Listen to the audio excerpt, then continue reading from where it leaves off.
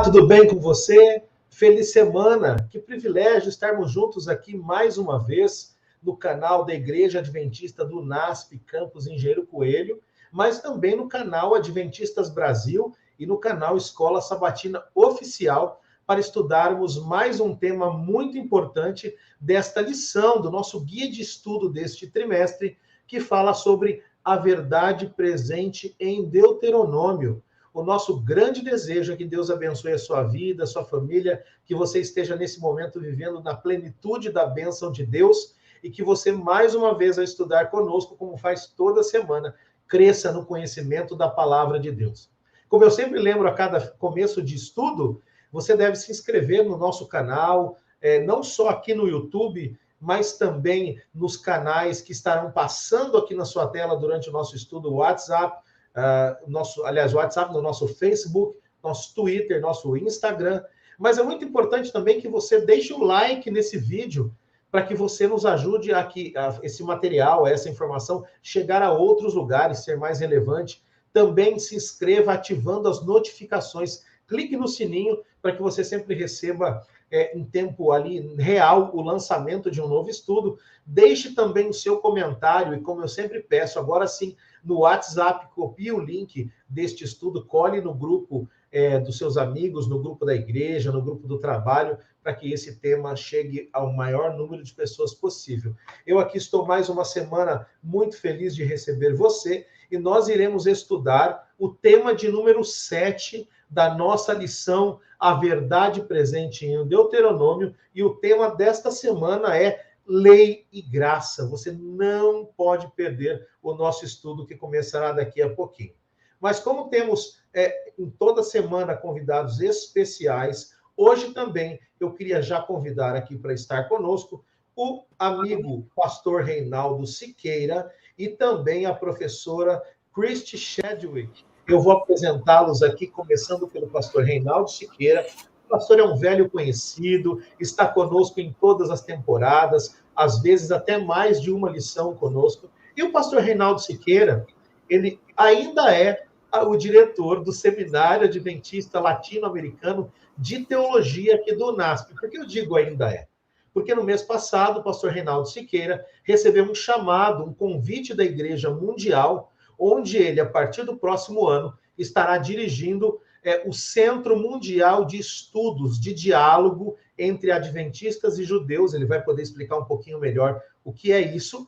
Mas o pastor Reinaldo também é professor do SALT UNASP, ele é professor da pós-graduação, da graduação. Atualmente, hoje, ele fala conosco, essa semana, a partir de Brasília, onde ele estaria participando de reuniões da divisão sul-americana. A igreja está naquilo que nós chamamos de concílio quinquenal a cada 5 anos, e líderes das várias funções são chamados para compor ali as reuniões. E o pastor Reinaldo, como diretor do seminário, está ali. Pastor, seja bem-vindo, muito obrigado. E, na sequência, conta um pouquinho para nós o que é esse trabalho que o senhor vai dirigir a partir do próximo ano.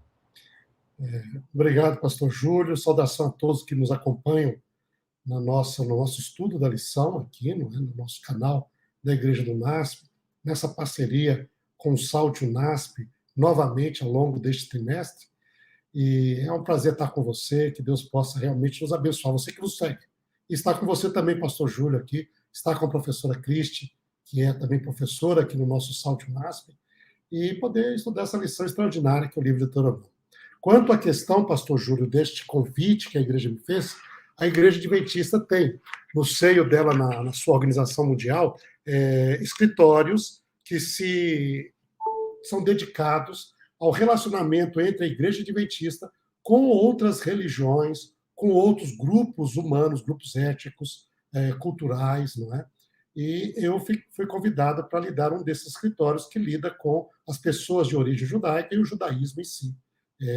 E aí nós vamos ter o prazer de dedicar esse tempo, de contactar essas pessoas, esses líderes mundiais, e manter um diálogo de compreensão, de conhecimento e de maior entendimento entre adventistas e os judeus, e o judaísmo.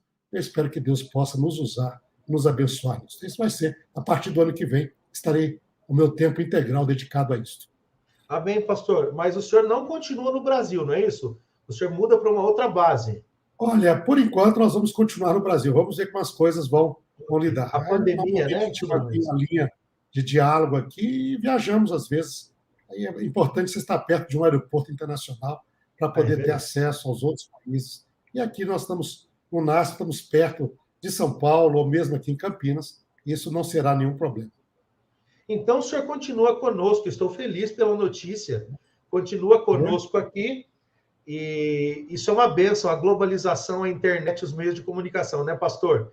Mas olha, muito obrigado pela sua presença e de antemão, obrigado aí pelos anos, desde 2016, aí liderando o SALT do NASP. Fui seu aluno na pós-graduação, né, nas disciplinas de aramaico bíblico e de Septuaginta. Fui bem, né, pastor? Não fui mal, não, né? Tá tudo Foi bem. certo. Se você fosse aluno da professora Christian Aramaico, seria melhor. Mas comigo você foi bem, né? Mas fica assim, não é? Você é uma pessoa dedicada e capaz. Amém. Um prazer tê-lo Obrigado, como aluno. pastor Reinaldo.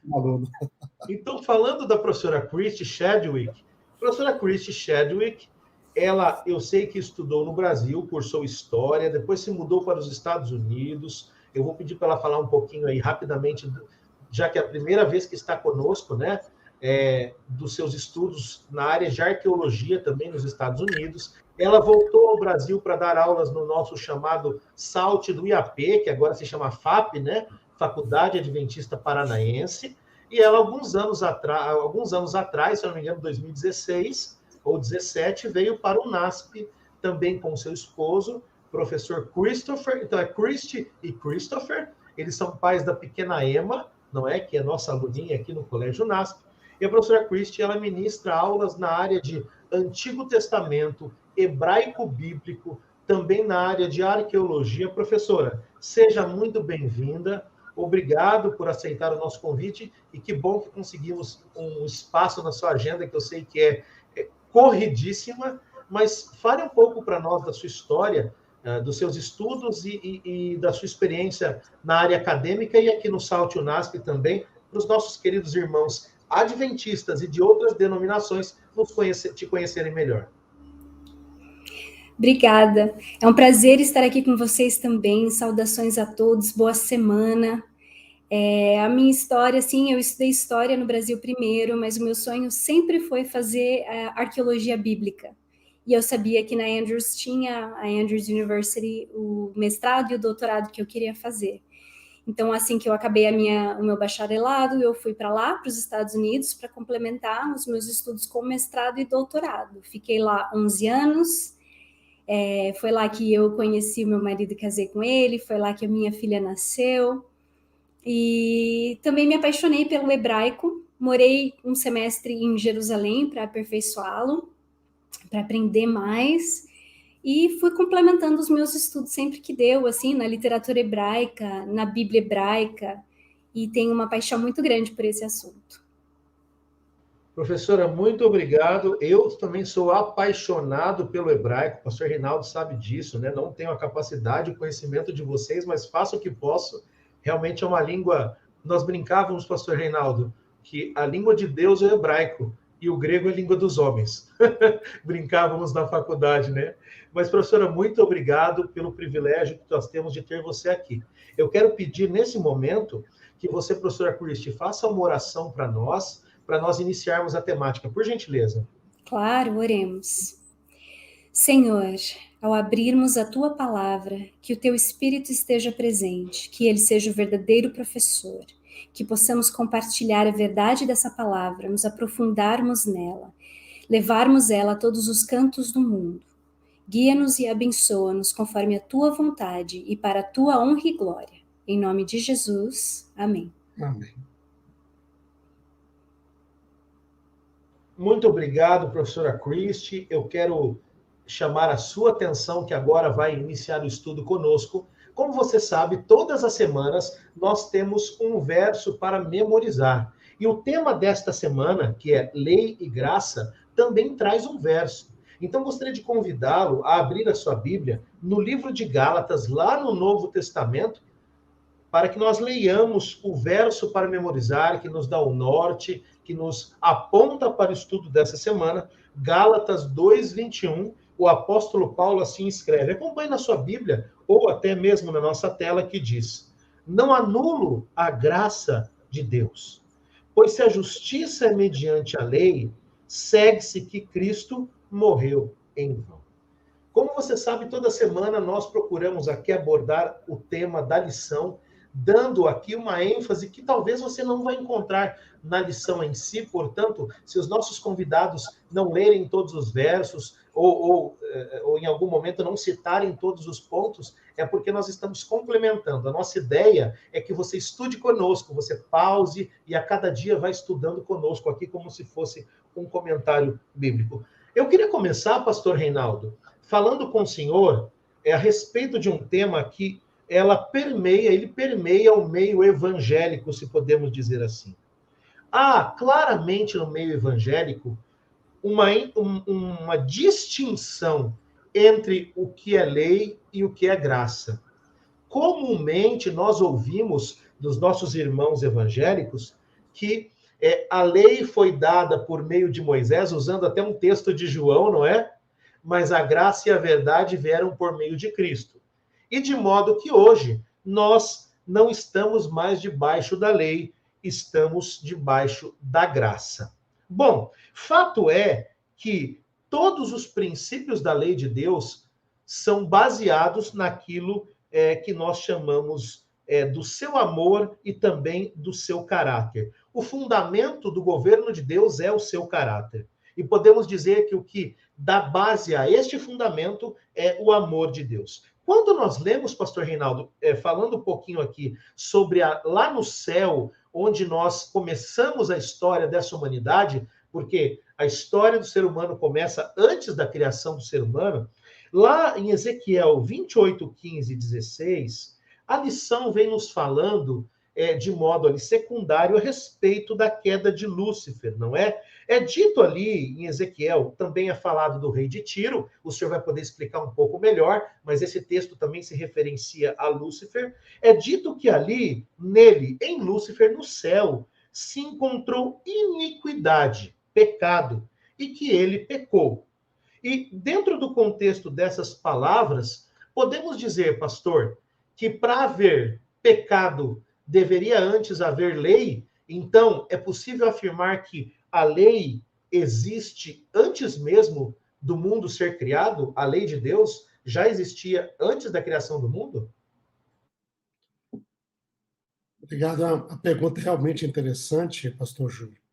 E quando a gente para pensar, aquilo, os evangélicos vão citar que a lei veio por Moisés, não é? E a graça veio por Jesus, de certa maneira está correto, só que, de certa maneira, está plenamente correto, é uma declaração bíblica. O problema é que nós esquecemos que quando que Jesus, qual é a origem de Jesus? Jesus existe desde quando? O problema é quando a pessoa pensa em Jesus somente quando ele nasceu aqui na Terra. Mas Jesus, ele existe desde a eternidade. Então, a graça de Deus através de Jesus vem desde a eternidade. Então, a pessoa pensa, vem lei primeiro, depois vem graça. Mas a graça de Deus, através de Cristo, para todas as suas criaturas, vem desde a eternidade, porque Cristo existe desde o princípio, como diz o Evangelho de João. Ele era Deus, estava com Deus, e tudo que foi feito por meio dele. E sem ele, nada que foi feito se fez. Então, nós temos de lembrar essa perspectiva da eternidade de Cristo. Portanto, se a graça vem de Cristo, não quer dizer que a graça é algo novo, que vem agora. A graça é algo que existe desde o princípio. E aí a questão da lei. A lei veio por Moisés. Quando a gente pega isso, então uma expressão idiomática bíblica que vai falar da lei escrita que Deus deu para Moisés, no Sinai. Mas que a lei já existia antes de Moisés, o próprio livro de Gênesis, que Moisés escreveu, fala. Porque diz que Abraão guardou as minhas leis. Gênesis 26. E ainda Deus não tinha dado para Moisés. Então isso é antes ali. E depois vem aquela definição básica da Bíblia. Pecado é a transgressão da lei. Olha, se Adão e Eva pecaram, é porque a lei existia. E aí o texto de Ezequiel nos chama a atenção para Lúcifer. Diz que Lúcifer pecou. Ali se pega a figura do rei de Tiro, isso é bem típico da profecia e da poética profética. Você representar algo superior através de um símbolo histórico que ele está se referindo. ele começa a falar do rei de Tiro, mas depois o próprio linguajar poético vai além do rei de Tiro. Diz, você estava lá no Éden, você foi criado, você andava no meio das pedras flamejantes, se cobriu de tudo. Ó querubim da guarda. Aí você diz, olha, mas não está falando mais de Tiro aqui, do rei de Tiro. Mas representa através do rei de Tiro aquele que por detrás da humanidade é o rei das nações ali, falando do inimigo. Aquele que diz, tudo me foi entregue, eu sou rei de tudo isso aqui. Ele falou para Jesus, eu dou para quem quiser. E ele realmente, Jesus não contestou isso, não, diz a verdade. Só que eu vim aqui para resgatar a humanidade de você. E Jesus agora é o nosso rei, né? Já não é mais ele. Mas a dificuldade vem, com respeito à lei, por um problema de compreensão que nós temos com a Bíblia, básico e fundamental. Quando a gente pensa de lei, você falou ali do hebraico, a língua de Deus, e o grego, a língua dos homens, né? Nós temos de pensar na lei dentro da língua hebraica. O que quer dizer lei? E o curioso é que lei na língua hebraica não quer dizer lei. Então, assim, lei não quer dizer lei. É curioso isso daí. Porque a palavra Torá, que é a palavra básica para lei, ela quer dizer instrução, orientação. A gente sempre pensa em lei, a gente pensa ou na mentalidade grega, que é o costume do povo, que se tornou, portanto, a regra, a norma, e aí vem a palavra norma, normatização, que vem do pensamento grego, ou seja, eu faço isso, então isso se torna norma, e a gente legisla agora, vira lei, porque se tornou norma, é o costume da nação. Ou nós pensamos em lei dentro da dimensão latina, do lex, que é a palavra lei em latim, que está ligada com poder e autoridade. Aqueles que são da classe superior estabelecem as regras que os outros devem obedecer. É aquele tal de quem pode manda e quem é sábio obedece. Não é? Então, esse é o tipo do pensamento latino. No pensamento bíblico, nada tem nada a ver nem com o grego, nem com o latino, nem com o romano. A lei está ligada com a noção de criação. Deus é o criador. E quando ele cria alguma coisa, ele tem um projeto. É que nem o engenheiro que faz um aparelho. Ele projeta esse aparelho para funcionar de um certo modo. Okay? Então, ele projetou, ele criou o ser humano, criou lei, criou as normas, as instruções de como o ser humano vai funcionar. Ele é aeróbico, ele tem de respirar, ele tem de se alimentar, sabe? Ele tem de fazer exercícios, ele tem uma correlação com a natureza, de responsabilidade de cuidar da natureza, ele tem uma correlação com outro ser humano, de companheirismo, não é? Existe o nível da afeição, do casamento, o homem, a mulher. Está tudo isso na criação de Deus. E Deus, como ele criou, ele coloca ele cria para funcionar de um certo modo. E quando nós falamos de lei, é o manual de orientação dele. É que nem você comprar um aparelho e ele vem o manual de orientação. E esse manual de orientação é a Bíblia. Ele colocou assim, ó, sabe como você vai ser feliz? Vai ser feliz deste modo. Eu criei você para viver assim, para se relacionar assim, para cuidar da natureza assim. Se você cuidar, você vai sempre ter ar puro, alimento em abundância, bom relacionamento com o seu próximo. Você vai funcionar bem. É que nem aparece, você segue o manual de orientações, você funciona bem. Você não segue as orientações, ou você não funciona direito, ou você não funciona nada, ou às vezes você se queima. E é isso que está ligado com a lei de Deus. Quando a pessoa peca, quer dizer, ele transgride uma orientação que o Criador deu para que nós funcionássemos daquela maneira. E se você não observa essa orientação, essa instrução, você pode não funcionar bem, não funcionar nada, ou você pode, inclusive, se queimar, que é a morte. Um exemplo simples, porque a gente pensa sempre na lei moral, que é a nossa lei de responsabilidade um com o outro. Mas as leis de Deus são físicas, biológicas, né? São todos tipos de leis. Tudo isso é lei de Deus. Ele nos fez aeróbico. E eu gosto dessa ilustração porque ela é bem simples. Eu decido, não, eu não sigo lei nenhuma. Eu sou independente. Eu não quero respirar. Eu vou parar. Eu tenho direito de fazer isso? Tenho. Deus me criou um ser livre. Eu posso decidir não obedecer à lei de Deus. Aí eu paro de respirar. 7 minutos, me queimei. Já era. Mas por quê? Porque a lei de Deus é injusta? Não. É porque você foi criado para respirar. Por que Deus me fez? Ele te fez assim, o seu projeto é assim.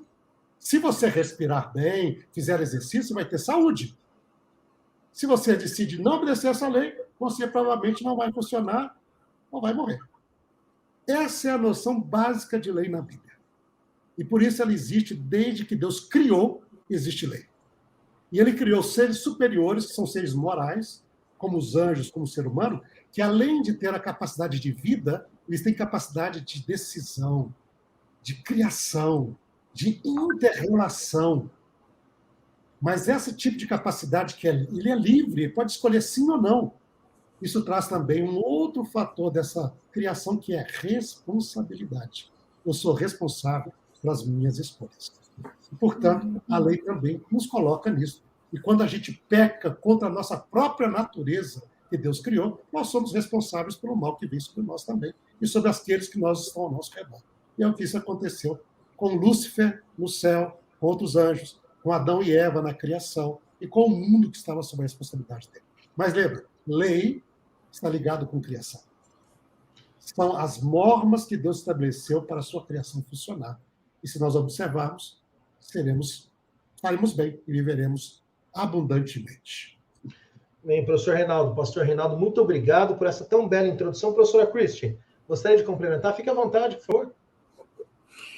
Eu gostei muito dessa associação com o Criador, né, e com a criação, porque o Criador, ele faz quem a gente é. Ele não determina o que a gente faz. Ele determina quem a gente é. A gente tem a liberdade de escolher o que faz. E quando a gente muda a nossa perspectiva da lei, em vez de o que eu devo fazer para quem eu devo ser, ela passa a fazer mais sentido. Se a gente pega principalmente os 10 mandamentos, não é só, vou usar também o exemplo mais pesado, não matarás. O não matarás, o matar não é uma coisa só que eu faço, é uma coisa que eu passo a ser. Porque quem mata passa a ser um assassino. Quem adultera passa a ser um adúltero. Então, você muda a essência de quem você é, e a lei descreve o que é um ser moral de acordo com a bondade, de acordo com o amor e de acordo com o propósito de Deus. Ele é o Criador, ele fez a gente quem a gente é, e ele fez a gente a imagem e semelhança dele. E ter escrito a lei para a gente ajuda a gente a visualizar isso, a visualizar quem ele é, visualizar quem ele espera que a gente seja. E também, quando a gente pensa em termos de ser, a lei não precisa ser apagada com a graça. Ela é independente da graça. Ela complementa a graça. Porque a graça é o que me salva, mas a lei é o que me mostra como ser a imagem e semelhança de Deus. Perfeito, professora Christian. Muito obrigado por essa complementação. Mas já que a professora Christian tocou nessa questão da lei, veja, professora, ali em Deuteronômio nós temos a nação hebraica na fronteira de Canaã. Eles estão numa situação prestes ali que eles vão herdar a terra, né? O povo escolhido de Deus estava pronto para entrar na tão famosa terra prometida, o que deveria durar alguns dias, dura alguns anos, nós conhecemos bem a história.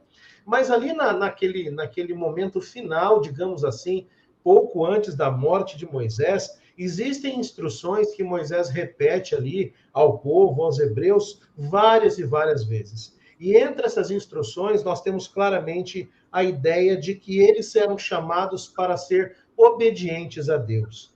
Isso é repetido em Deuteronômio 4:44, 7:19, 28:58, 30:10, 31:12, 32:46 e 33:2. Minha pergunta, professora, o que é que Moisés repete tantas vezes ali e por que ele repete tantas vezes a mesma coisa quando o povo está prestes a herdar a terra? A repetição, ela é uma característica da literatura hebraica e ela é usada como característica de ênfase.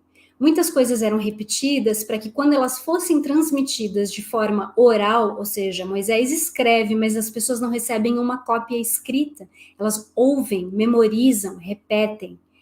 Então, a repetição na escrita enfatiza a repetição na hora de passar de pai para filho, na hora de lembrar e na hora de enfatizar o que Deus quer. A partir do momento que eles entram na Terra Prometida, eles vão estabelecer um reino que tem que ser um reino exemplar. E o exemplo é como é um reino com pessoas que vivem e que são a imagem e semelhança de Deus. Eles são representantes de Deus aqui na Terra. E como representantes de Deus, tem que fazer as coisas que Deus faz, da maneira que Deus faz. A gente tem um paralelo muito forte no cristianismo, que é o fato de sermos representantes de Cristo na Terra, de Deus na Terra. E para termos essa imagem e semelhança com Deus também, temos que ser obedientes, temos que refletir o que Deus é no céu, como Ele é, como Ele trata as pessoas. Então, é uma responsabilidade que a gente carrega para frente, para que os outros possam ver e encontrar aqui na Terra a representação divina, para poder depois serem levados para o céu também. Muito bom, professora Christie. Então, quer dizer que essa repetição ali, as palavras de Moisés, elas têm uma intencionalidade. Quando ele repete tantas vezes ali, isso é uma ferramenta da literatura hebraica para que nós aprendamos. E, é claro, também o povo, pastor Reinaldo, é especialista em esquecer, né? Como o ser humano é especialista em esquecer. Então, importante essa ênfase da professora Christie aqui. Eu me lembro, lendo ali, Deuteronômio 25, versos 17 a 19, ali a história, mais uma vez, Deus repetindo a história ali do que os amalequitas haviam feito, né? Deus começa dizendo, lembra-te, e ele finaliza, não te esqueças. E o sábado é um mandamento que vem com lembra-te, né? Porque Deus sabia que o povo iria se esquecer. Professora Christie, muito obrigado por esta importante informação. E para você que está nos acompanhando, perceba, a lei ela é dada ao ser humano desde a sua criação. Mas antes disso, onde a criatura, mesmo antes da criação humana, quando os anjos são criados, já existem leis, já existem ordem. Como o pastor Reinaldo colocou, a palavra bíblica Torá significa ensino ou instrução. Então, onde há criatura, há necessidade de instrução. E Deus, ele trabalha de forma pedagógica, repetindo ao povo aquilo que certamente ele sabia que o povo iria esquecer. Agora, pastor Reinaldo, há um incidente, falamos da lição de segunda-feira, né, com a professora Christie, aqui na lição de terça-feira conta um incidente lá de Deuteronômio 10, de 1 a 15. O senhor fique à vontade se quiser pontuar algum texto, mas ali existe um contexto interessante que ensina como Deus se sente em relação ao povo, apesar do pecado. Deus ama o ser humano. Deus cria o ser humano para não pecar. Porém, conhecemos a história. O ser humano cai. O ser humano peca. Como Deus se sente diante desse ser humano, pastor Reinaldo? E o que esses textos, esse relato ali de Deuteronômio 10, de 1 a 15, eles ensinam sobre a graça de Deus nesse contexto de Deuteronômio?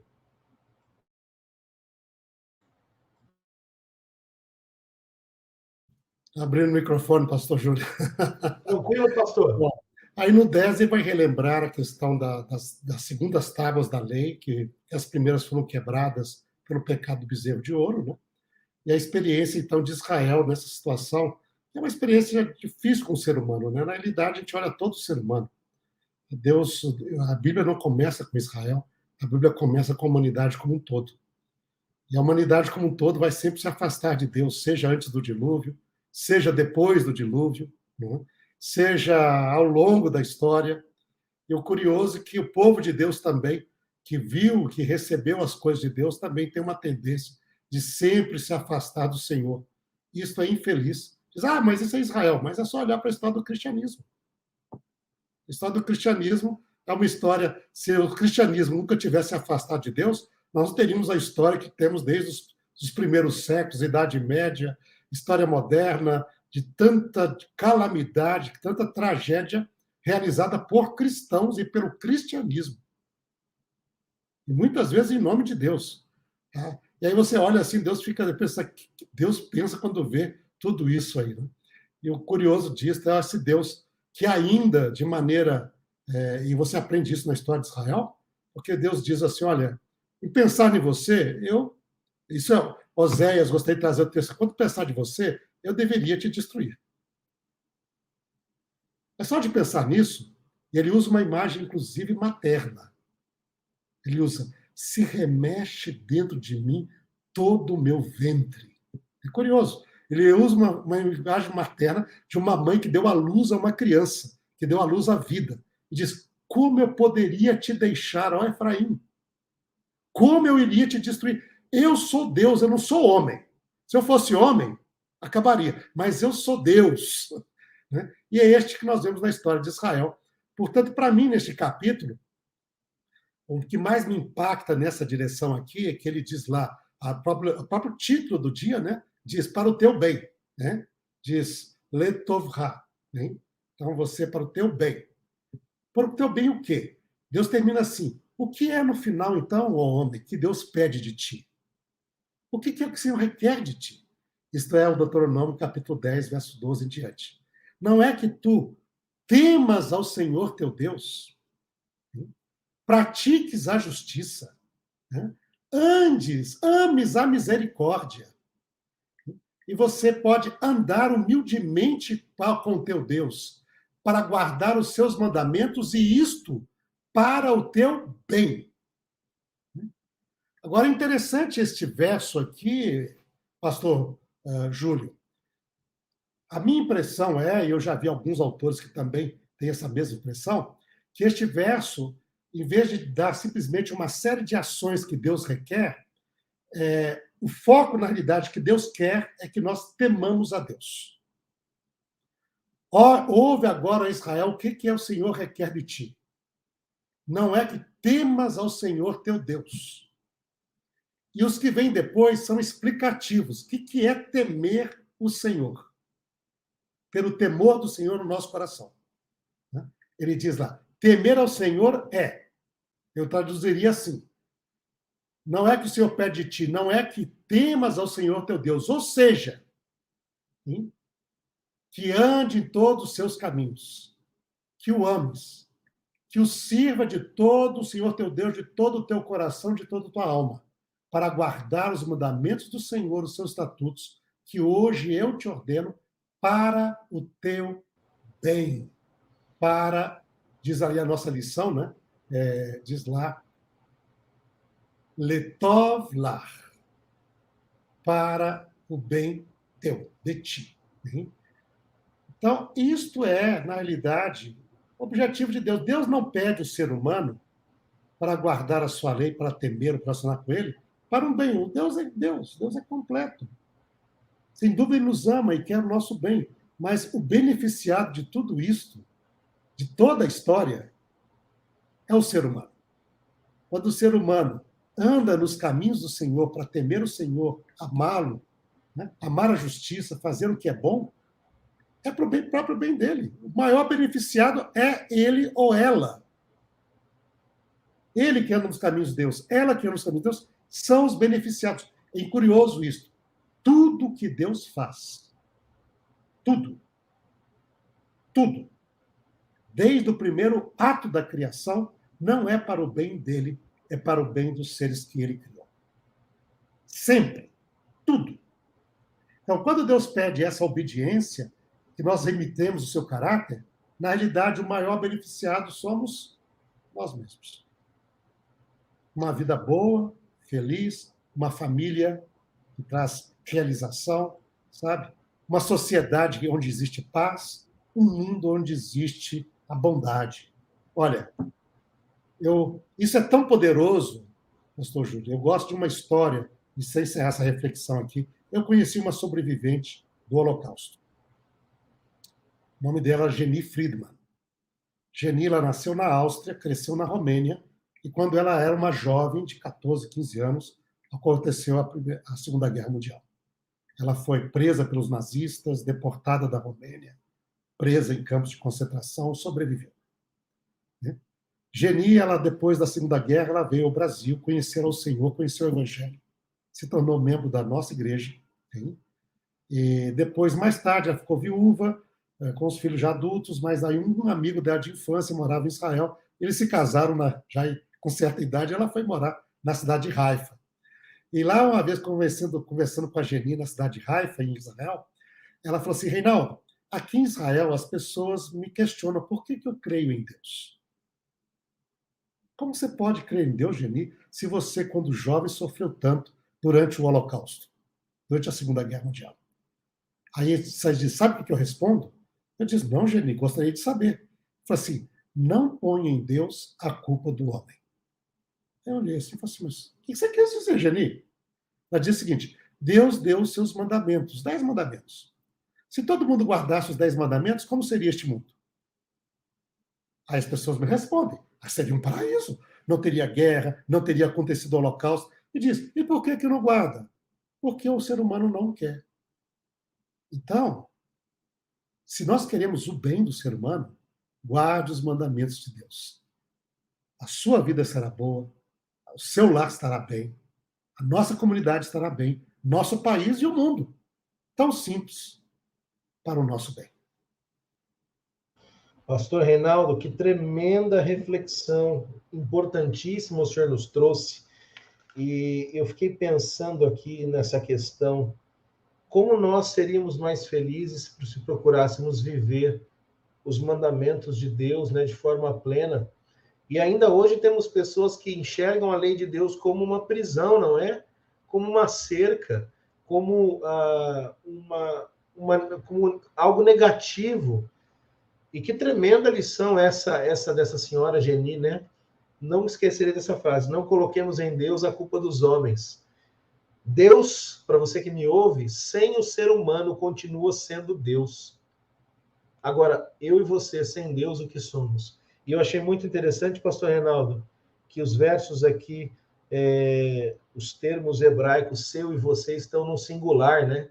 Ou seja, Deus, ele ama o povo, mas o apelo é a mim, Júlio, a você, Reinaldo, a você, Christ, a você que nos assiste. O apelo de Deus, ele é singular. A salvação é singular, não é coletiva. Será uma coletividade porque Deus vai salvar a todos que o buscarem, mas o apelo é individual. Tremendo. Professora Christ, esse povo se torna escravo no Egito, né? Ali em Deuteronômio, nós temos Deuteronômio 5, de 6 a 22, nós temos a repetição de Moisés, dos mandamentos lá de Êxodo. Quando fala ali do quarto mandamento, professora, tem algo diferente daquilo que nós encontramos em Êxodo. Deuteronômio apresenta algo diferente. O que é dito ali a mais no quarto mandamento, em Deuteronômio 5, 6 a 22, em relação a Êxodo 20, de 8 a 11, e o que esse complemento, digamos assim, em Deuteronômio, ele revela sobre a relação de lei e de graça.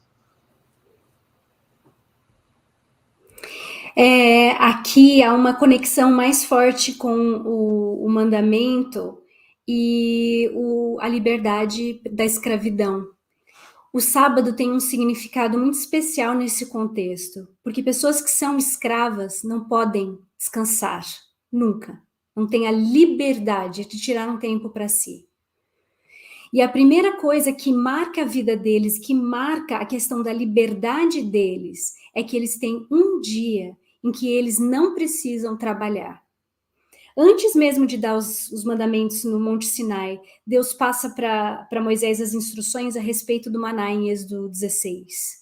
E naquelas instruções, eles não precisam trabalhar no sábado, eles não vão colher maná no sábado. Tudo será colhido e preparado na sexta-feira. Eles já imediatamente terão um dia livre.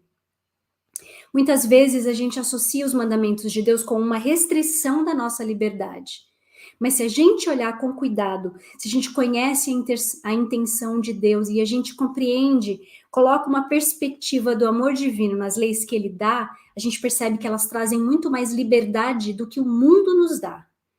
O exemplo da dona Geni, por exemplo, a ideia de que se seguissem os mandamentos, a gente viveria num mundo sem guerra, sem prisioneiros, sem campos de concentração. Nós teríamos liberdade verdadeira no respeito que a gente teria por Deus e um pelo outro. Deuteronômio, então, enfatiza esse contraste, mostrando o sábado como símbolo de liberdade.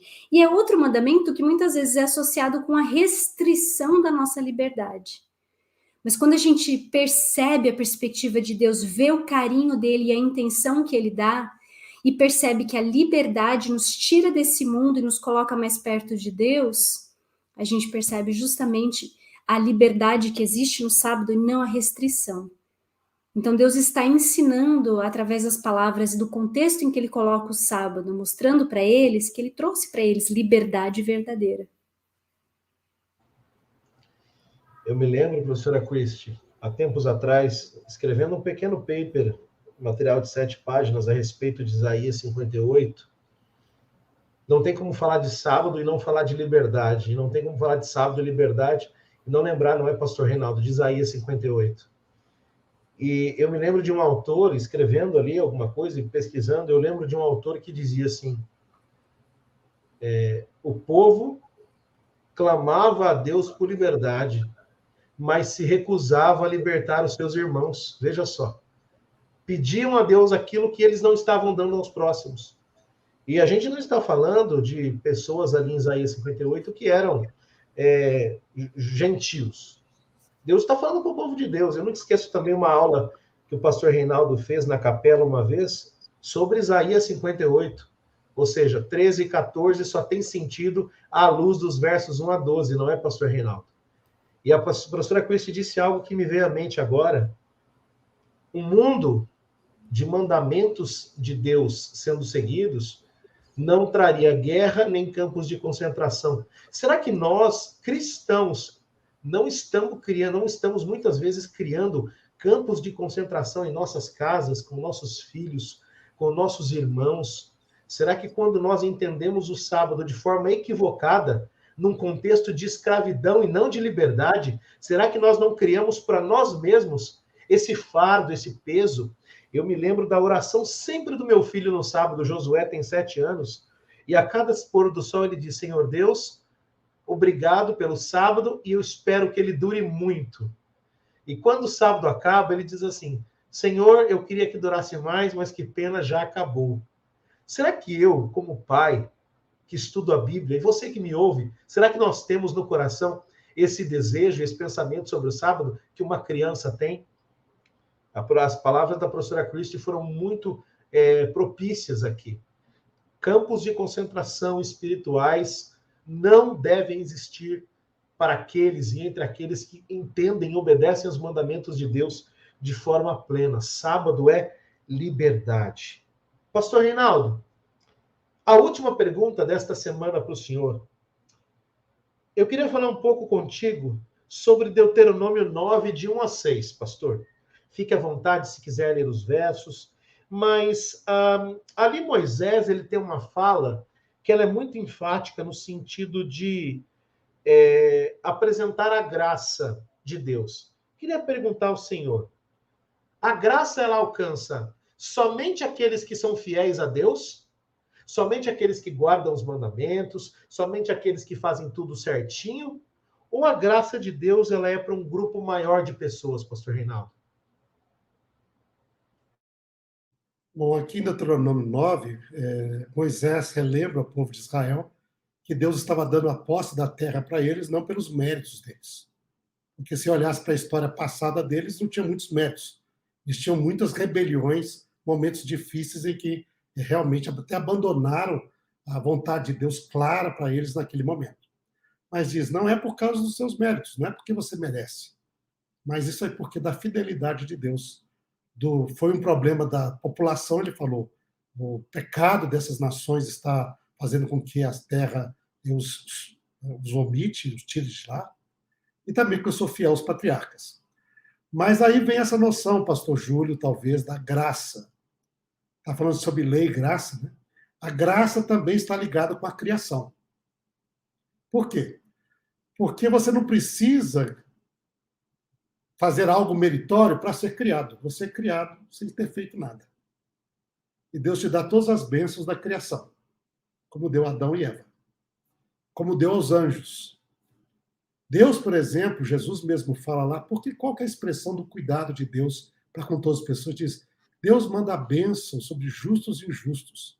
Faz nascer o sol sobre bons e maus. Faz dar a chuva. E isso não, a pessoa não precisa ter mérito para Deus fazer isso. Deus, na verdade, é um Deus gracioso. Por isso que diz, a lei de Deus está ligada com o Criador, a graça também. Porque ninguém fez nada por merecer, para poder um dia existir. Isto é de graça. Agora, o que acontece nessa graça, que ela se torna surpreendente, é que nós, quando escolhemos mal, quando fazemos aquilo que não merecemos, que não daria mérito nenhum para nós, Deus ainda continua sendo gracioso. Apesar da gente, Deus continua. E é uma rebelião sistemática, terrível, onde nós começamos a colocar em perigo as outras pessoas, quando colocamos a nossa própria existência, ou a terra do Senhor em existência, quando leva a Deus a agir na história, trazendo o seu juízo. É interessante isso. Deus é muito paciente, ele é longânimo. Ele diz, ele vai até onde ele pode. Né? E se nós paramos para pensar, de vez em quando, nós temos até problema com essa graça de Deus que é paciente demais. A gente gostaria que ele agisse mais rápido. Né? Mas a gente tem que lembrar que ele, no final, é um pai que ama, e não ama só os filhos bons e obedientes, ele ama também os filhos desobedientes e maus, e tenta trazê-los de volta para si. E esta é a história toda do Êxodo, e Israel foi um exemplo disso. Porque Israel desobedeceu a Deus muitas vezes. Pelos méritos, deveria ter sido destruído. Mas Deus diz, não. Ainda que vocês não mereçam, eu vou te dar ainda. A minha graça se estende para vocês. E quanto isso é verdade na nossa vida também. Tantas vezes. Graças a Deus por isso. Porque é a bondade do Senhor que nos leva ao arrependimento. E aí a se submeter a Deus e começar com o Senhor uma experiência mais positiva que aquela que tínhamos vivido anteriormente. Então, essa história do Êxodo, essa história da Bíblia, essa história do Antigo, do Novo Testamento, essa história da humanidade, desde o início da criação até o final da restauração. Tudo vem de graça das mãos do Senhor. Pastor, de vez em quando, pastor Reinaldo, eu converso com algumas pessoas, porque as leis de saúde também são importantes, não é? As leis dietéticas que Deus implantou ali, através de Levítico 11, Deuteronômio 14. Às vezes alguém diz para mim, olha, mas o meu parente, ele nunca seguiu leis de saúde. Ele sempre fez tudo o que queria, bebeu, fumou, comia de tudo e morreu com 100 anos. Eu digo, misericórdia de Deus. Viu, irmão? Porque era para ter sido consumido muito antes. E eu lembrei do texto, né, pastor? É pela misericórdia de Deus que vós não sois consumidos, né? Agora, pastora Christy, eu queria lhe fazer também uma última pergunta. E o pastor Reinaldo, se quiser complementar, depois fique à vontade. De modo prático, como guardar os mandamentos de Deus? Eu estou falando aqui de toda a Bíblia, mas se eu fosse focar nos 10 mandamentos, como guardar os 10 mandamentos e evitar o legalismo? Qual é a diferença entre obediência estrita e inabalável e legalismo? E sendo mais específico, no sábado, em relação ao 4º mandamento, de modo geral, em relação ao sábado, qual é a diferença e como guardar de forma plena sem ser legalista?